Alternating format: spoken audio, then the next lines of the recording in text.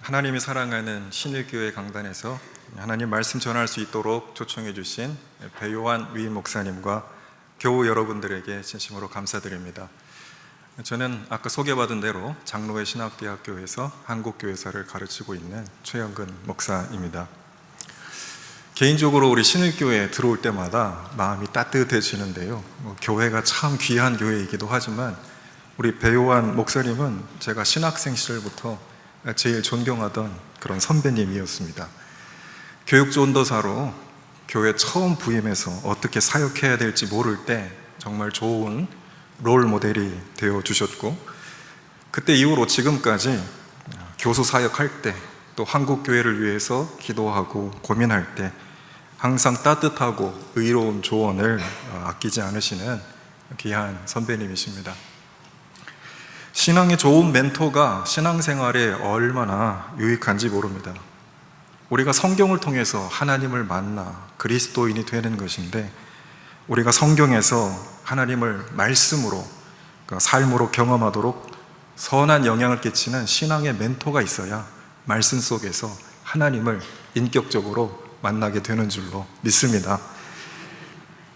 디모데와 누가에게 바울이 있었고, 또 스코틀랜드 종교개혁자 존 녹스에게는 장 칼뱅이 있었고, 또 한국 장로교가 파송한 최초의 선교사 이기풍 목사님에게는 사무엘 마포 사무엘 선교사님이 있었고, 여러분 잘 아시는 위대한 순교자 손양원 목사님에게는 주기철 목사님이 있었듯이, 이렇게 우리는 신앙의 멘토를 통해서 하나님을 알아가고 말씀을 배워가고 신실한 그리스도의 사람이 되는 줄로 믿습니다.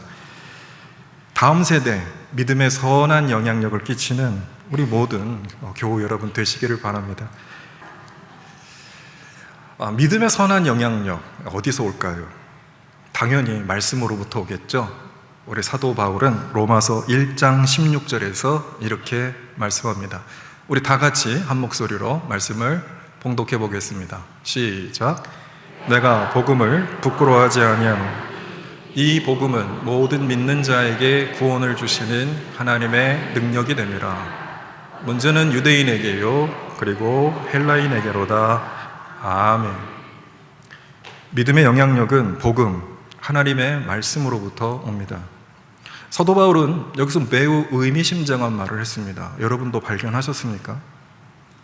복음은 하나님의 능력이다 라는 선포입니다. 복음은 그냥 책이 아니다. 복음은 지식이나 교리가 아니다. 하나님의 능력이다 라고 선포합니다.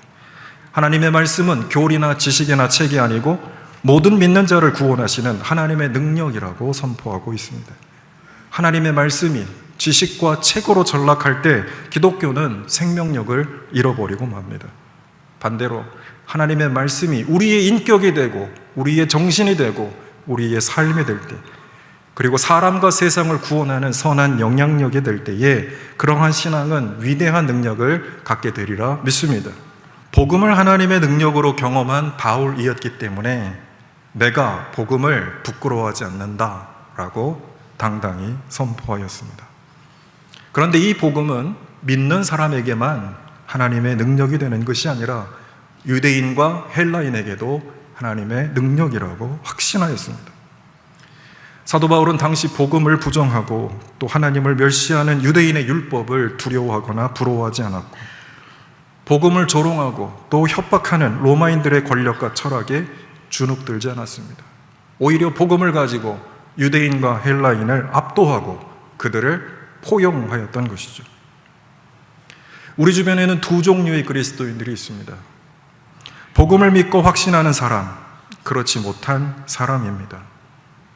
똑같이 하나님의 말씀을 듣고 알지만 진정한 그리스도인은 복음을 하나님의 능력으로 확신하고, 이름뿐인 신자, 명목적인 신자는 그렇지 못합니다.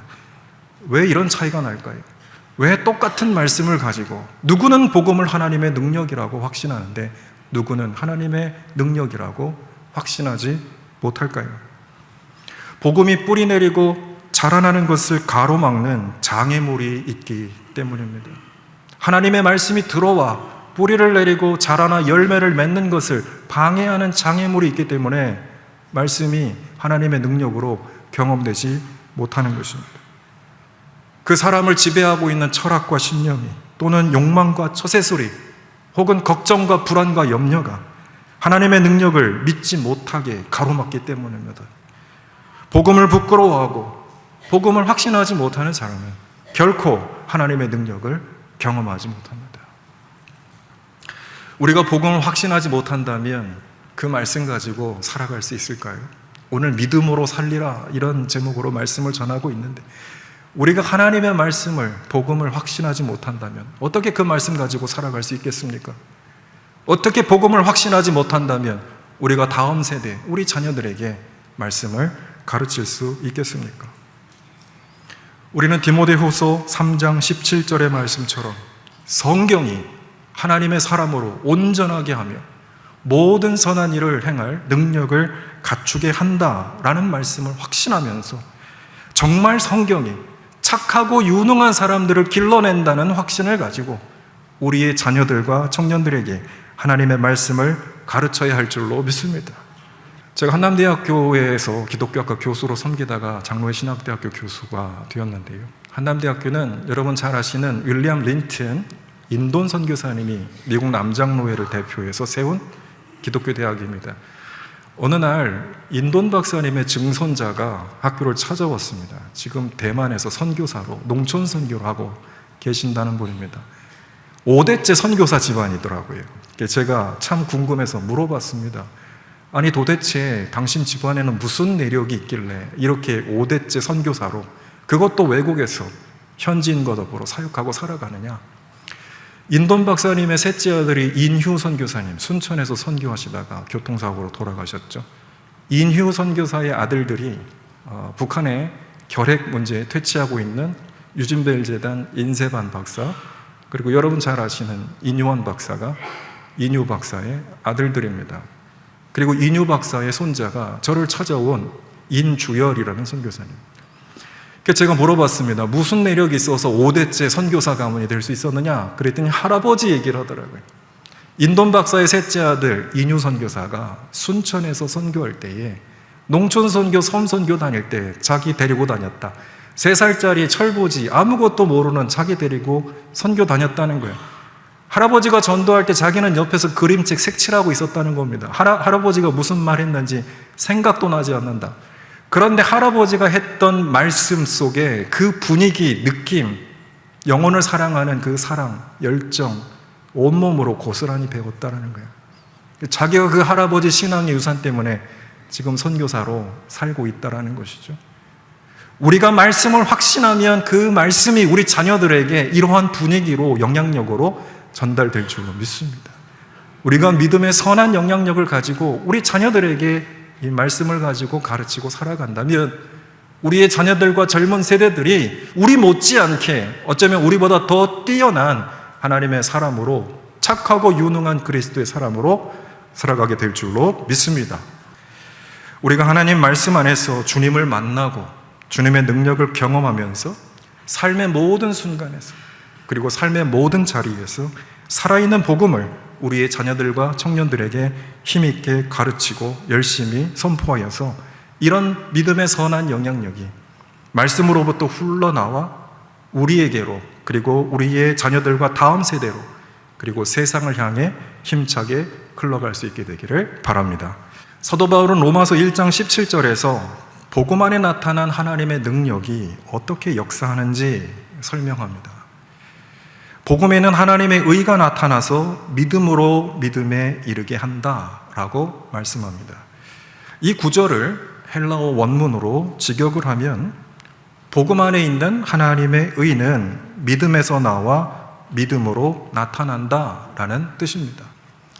여기서 사도 바울이 주목한 말이 있습니다. 하나님의 능력이라고 했을 때 그 능력이 뭐냐? 하나님의 의라고 말했습니다. 여러분, 하나님의 의는 무엇일까요? 사도 바울이 하나님의 능력, 복음 안에 나타난 하나님의 능력이라고 고백한 하나님의 의는 무엇일까요? 하나님의 의는 우리 속에 있는 죄를 드러내고 그 죄를 치유하고 해결하는 능력입니다. 하나님의 의는 우리의 모든 불의와 커다란 죄보다 강합니다. 우리를 압도하고 무너지게 하는 죄악보다 더 큰 것이 하나님의 의인 줄로 믿습니다. 하나님의 말씀이 우리에게 임할 때 우리 속에 감추어져 있던 죄악을 드러내 보이시고 죄로 인하여 무너진 우리의 삶을 아파하게 하십니다. 그런데 하나님의 말씀은 죄를 드러내고 지적하는 데서 멈추지 아니하고 죄에 대하여 무력한 우리를 죄에 대하여 애통하게 하시고 그뿐만 아니라 의에 대하여 목마르게 하시고 우리 안에 있는 죄를 씻으시고 도말하셔서 우리를 온전한 하나님의 사람으로 고치십니다.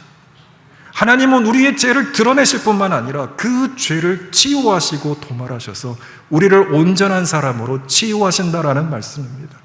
종교개혁자 루터가 복음 안에서 발견한 하나님의 의는 비난하고 정죄하고 죽이는 의가 아닙니다. 그것은 하나님께서 보여주신 의가 아닙니다. 하나님의 의는 긍휼히 여기고 불쌍히 여기고 치유하고 살리는 하나님의 은혜였던 것이죠. 우리를 치유하고 해방하고 강건케 하시는 하나님의 의가 복음을 통해 우리 안에 들어와 역사하기 때문에 복음이 하나님의 능력이 된다라고 사도 바울은 가르치고 있습니다. 이 복음의 능력을 경험하는 저와 여러분 다 되실 수 있기를 주의 이름으로 부탁합니다. 하나님의 의가 말씀을 통해 우리에게 들어오고 그 말씀이 우리를 치유하고 우리를 강건케 하는 능력을 말씀을 통해 경험하게 되기를 바랍니다. 하나님의 의가 우리 안에 작동하는 방식에 대해서 사도 바울은 친절하게 이렇게 가르칩니다. 믿음으로 믿음에 이르게 한다. 여기서 믿음이 두 가지 믿음이 나옵니다. 첫 번째 믿음은 하나님의 의가 발현되는 믿음이고 두 번째 의는 하나님의 의가 표출되는 믿음입니다. 첫 번째 믿음이 하나님의 의가 우리에게 들어오는 통로라고 한다면 두 번째 믿음은 하나님의 의가 우리를 이끌어 나가는 목표라고 할 수가 있습니다. 첫 번째 믿음은 뭘까요? 하나님께 대한 신뢰입니다. 종교개혁자 깔뱅은 그것을 가리켜 경외라고 했습니다. 하나님의 말씀이 우리에게 다가올 때 두렵고 떨림으로 다가오는데 그것은 하나님을 향한 사랑을 갖게 한다라는 것입니다. 하나님을 의지하고 하나님을 사랑하는 마음을 갖게 하신다라는 거죠. 그래서 하나님과의 깊은 관계를 형성한다라고 하는 것입니다. 그래서 하나님과의 관계 속에서 하나님의 의가 우리에게 작동하기 시작한다. 이것이 사도 바울이 말하는 첫 번째 의입니다. 요한복음 4장에 우물가에서 예수님을 만난 사마리아 여인을 여러분 잘 아실 겁니다. 예수님과 만나 예수님과 대화를 나눴습니다. 처음에는 예수님을 경계하다가 주님의 말씀을 들으며 깊은 신뢰를 가지게 되었고 마침내 예수님을 주님으로 영접하여 믿음이 생겨나게 된 것입니다. 주님은 말씀을 통해 우리에게 믿음을 주시고 믿음을 통해 하나님과 하나 되게 하시고 그래서 이 믿음을 통해 하나님의 의를 우리에게 이루기 시작합니다. 이 믿음으로 말미암아 하나님과 연합하여 하나님의 의가 우리를 의롭게 하는 능력으로 나타나고 이제 우리가 하나님의 성품에 참여하는 하나님의 사람으로 변화되기 시작하는 것입니다. 이 모든 변화의 시작이 하나님 말씀이 우리에게 가져오는 변화, 즉 하나님을 사랑하게 하는 변화, 그래서 하나님과 우리가 하나 되는 관계, 이 믿음의 역사가 바로 하나님의 의가 우리에게 시작되는 첫 번째 믿음입니다. 우리가 하나님의 사람이 된다면 이제 우리 안에 변화가 일어나게 됩니다. 그래서 두 번째 믿음으로 나아가게 되는 것이죠. 두 번째 믿음은 무엇일까요? 주님의 말씀에 순종해서 이제 주님을 따르며 살아가는 믿음의 삶을 의미합니다. 종교개혁자 깔뱅은 이 두 번째 믿음을 가리켜 헌신이라고 말했습니다. 사마리아 여인이 육신의 헛된 것에 사로잡혀서 실패와 절망에 빠져 있다가 주님을 만난 이후 어떻게 변했습니까? 물동이를 내버려 두고 동네로 돌아가서 그리스도를 전하는 사람이 되었습니다. 하나님의 의는 우리의 삶을 이제 주님께 맡기고 주님을 따라 사는 믿음의 삶으로 우리를 변화시킵니다. 이 두 번째 믿음은 하나님의 말씀이 우리로 하여금 이제 주님을 본받아 살면서 주님의 의를 우리의 삶 속에 이루어가는 삶을 살도록 나아가게 하는 것이죠.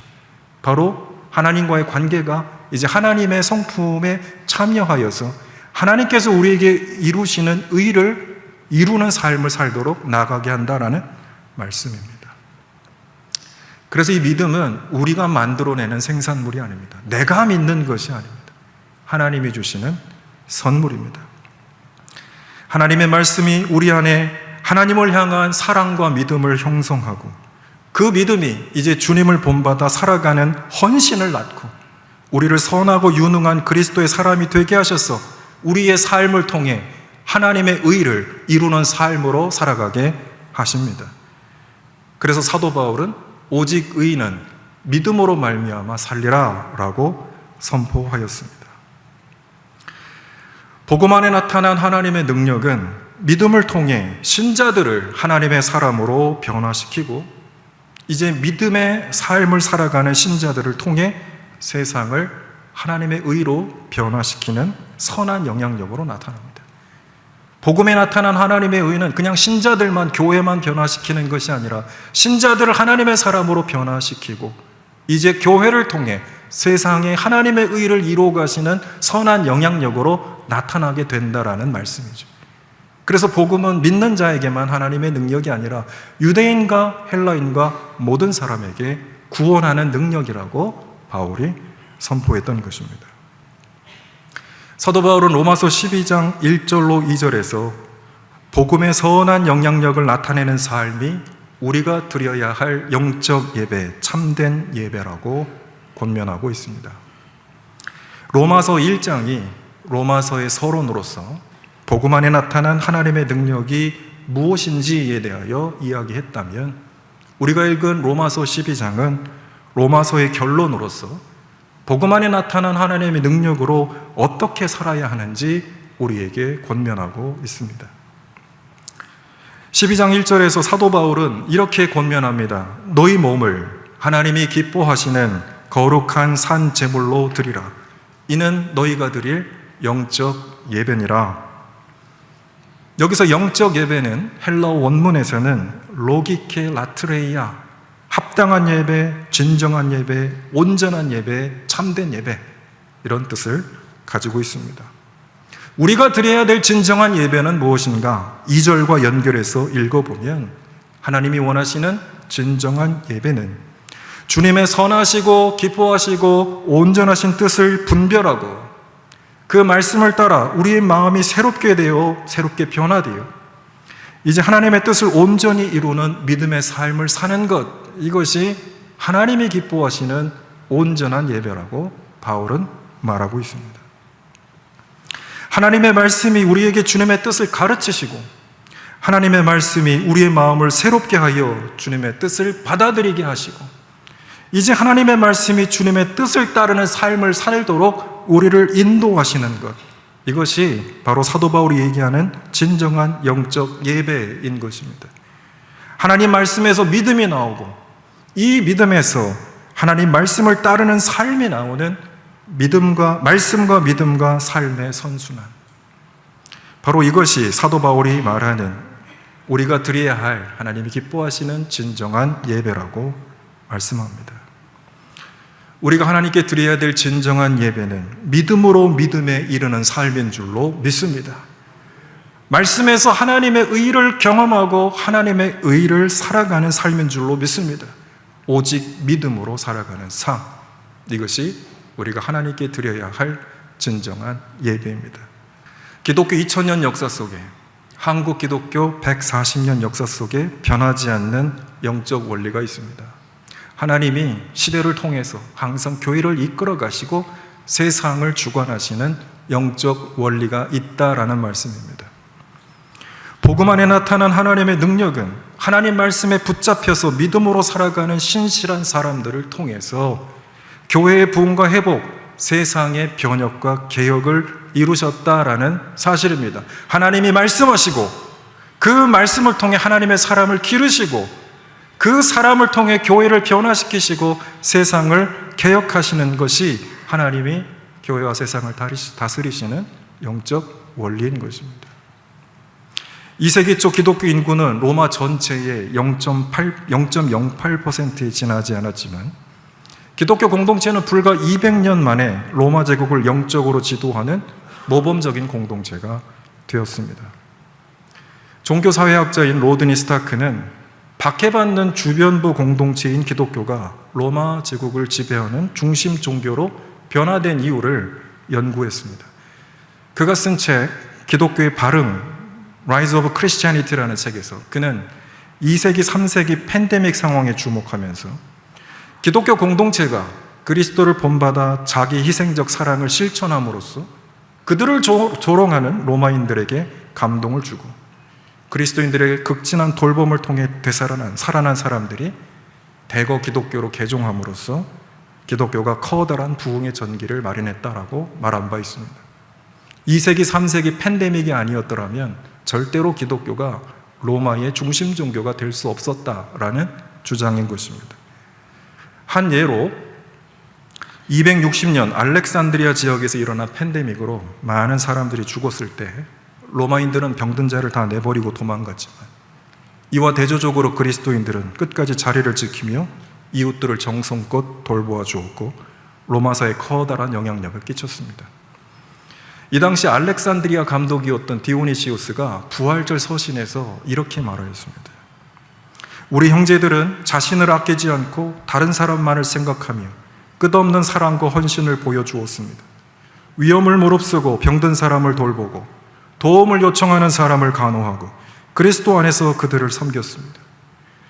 그들의 죽음을 자신에게 옮겼고 그들 대신 죽었습니다. 그들의 죽음은 순전한 믿음의 열매였고 순교와 다름없었습니다. 그는 이렇게 말하면서 우리 형제들이 죽었다고 슬퍼하지 말고 부활하신 그리스도와 더불어 살아있으니 기뻐하라고 성도들을 권면했던 것입니다. 이것이 세상을 놀라게 하는 복음의 능력입니다. 이런 선한 영향력을 가지고 기독교는 그들을 박해하는 로마 제국을 뚫고 영적인 지배력을, 지도력을 갖는 종교로 우뚝 설 수 있었던 것입니다. 한국에서 기독교가 성장한 이유는 무엇일까요? 여러 가지 이유가 있지만 1909년 광주에서 한센인 선교를 시작했던 남장로의 선교의 예를 들어볼 수 있습니다. 광주에서 죽어가는 한센인을 살리면서 한센인 병원, 한센인 학교, 한센인 신학교, 예양원을 설립한 미국 남장로에는 한센인을 정성껏 돌보는 것이 기독교의 진면목을 한국 사회에 잘 보여주는 가장 대표적인 선교라고 말하며 중요하게 여겼습니다. 하늘의 저주를 받았다고 낙인 찍혀서 사회로부터 버림받은 한센인들을 그리스도의 사랑으로 정성껏 돌보면서 병든 몸 씻어주고 질병을 고쳐주고 마음을 치유하고 영혼을 구원하여서 내가 하늘로부터 저주받고 버림받은 사람이 아니라 창세전부터 하나님이 예정하신 축복받은 사람이라는 신앙적 정체성을 갖게 했던 것이죠. 이것은 그 어떤 정치와 종교와 철학도 이루지 못한 위대한 정신혁명이 되었던 것입니다. 복음 안에 나타난 이 위대한 선한 영향력은 한센인 자신들뿐만 아니라 그들을 멸시하던 한국 사회에도 실로 충격적인 영적인 사건이 되었습니다. 이처럼 지극히 작은 사람을 그리스도의 사랑으로 소중히 여기는 복음의 선한 영향력이 척박한 이 땅에 복음의 뿌리가 내려지고 사람들 가운데 하나님 나라를 이루어 온 위대한 능력이었음을 우리는 고백하고 알고 있습니다. 사랑하는 신일교회 여러분, 믿음으로 살아가며 복음 안에 나타난 하나님의 의를 경험하시고 이 하나님의 의를 우리 가정과 교회와 세상에 이루어가는 하나님의 신실한 사람 다 되시기를 주의 이름으로 부탁합니다. 신앙의 위대한 유산을 이어가면서 믿음의 본이 되는 교회로 우뚝 서서 우리 한국 교회를 영적으로 지도하는 우리 자랑스러운 신일교회 되실 수 있기를 주의 이름으로 부탁합니다.